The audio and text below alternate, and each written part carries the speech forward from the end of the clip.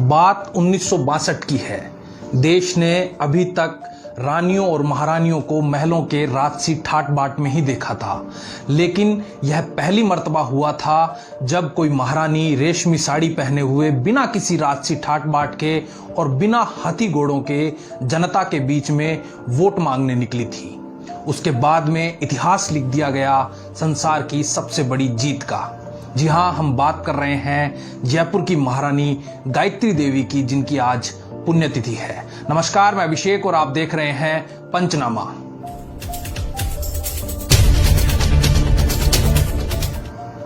यह वो दौर था जब राजा महाराजाओं के अधिकार छीने जा रहे थे और राजाओं का शासन सिर्फ राजमहल तक सीमित था। जनता में भी राजतंत्र को लेकर आक्रोश था। इसी बीच जब महारानी गली कूचों में वोट मांगने के लिए निकली तो उन्होंने नारा दिया कि समय बदलिया पर संबंध नहीं बदलिया। उसके बाद में जयपुर की जनता पर मानो महारानी ने जादू सा कर दिया और उनकी जीत को गिनीज बुक में दर्ज किया गया। महारानी गायत्री देवी जयपुर से 3 बार सांसद रही, हर बार एक नए रिकॉर्ड के साथ में। पहली मर्तबा सांसद बनने के बाद में महारानी गायत्री देवी पूरे देश में लोकप्रिय हो चुकी थी, जिसकी वजह से इंदिरा गांधी की आंखों में गायत्री देवी खटकने लगी थी।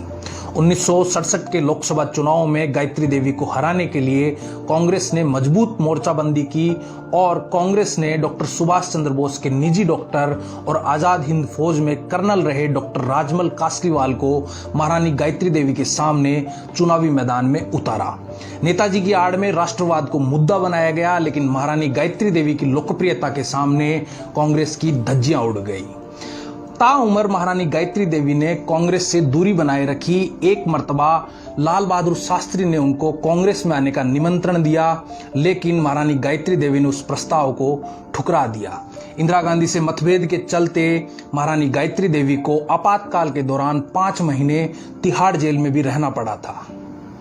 महारानी गायत्री देवी मूल रूप से कूच बिहार राजघराने की थी, लेकिन उनका जन्म और उनकी परवरिश लंदन में हुई। उनके पति और जयपुर के महाराजा मानसिंह से उनकी मुलाकात पोलो ग्राउंड पर हुई थी और ऐसा कहा जाता है कि पहली ही मुलाकात में दोनों के बीच में प्रेम हो गया था। होता भी क्यों नहीं, क्योंकि महारानी गायत्री देवी को आज भी ब्यूटी विथ ब्रेन का सबसे परफेक्ट एग्जाम्पल माना जाता है। महारानी गायत्री देवी खुद पोलो की एक बेहतरीन खिलाड़ी थी, जबकि महाराजा मानसिंह के नेतृत्व में भारत ने पोलो विश्व कप भी जीता था। महाराजा मानसिंह और महारानी गायत्री देवी जब जयपुर के मैदान पर खुली जीप में पोलो खेलने के लिए जाते थे तो महारानी गायत्री देवी को देखने के लिए लोगों का हुजूम उमड़ पड़ता था। ताउम्र महारानी गायत्री देवी को जयपुर की जनता ने अपने पलकों पर बिठाए रखा और महारानी गायत्री देवी ने भी जयपुर को और जयपुर की जनता को एक संतान के रूप में प्रेम किया। इसीलिए लोग उन्हें प्रेम से राजमाता बुलाते थे। एक मर्तबा एक पत्रकार ने उनसे पूछा भी था कि आप पूरी दुनिया घूम चुकी हैं, तो इस दुनिया का सबसे खूबसूरत शहर आपको कौन सा लगता है?